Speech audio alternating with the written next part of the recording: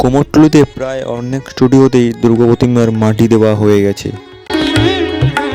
শিল্পী শিশির পালের স্টুডিওতেও কাজ চলছে।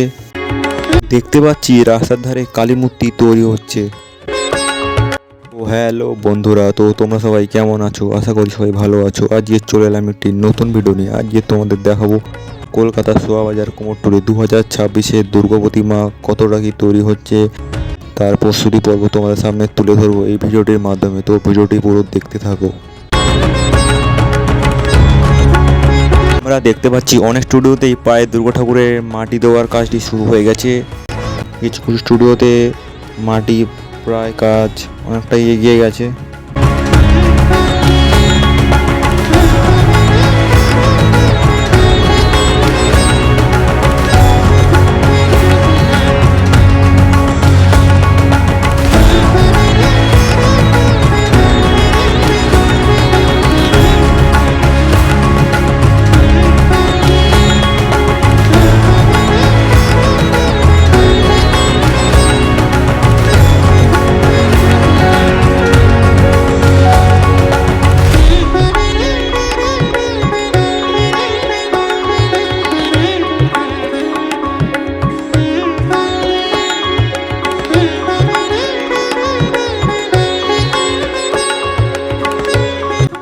বিজয় কৃষ্ণ পাল এই স্টুডিওতেও দুর্গা প্রতিমার মাটি দেওয়া হয়ে গেছে।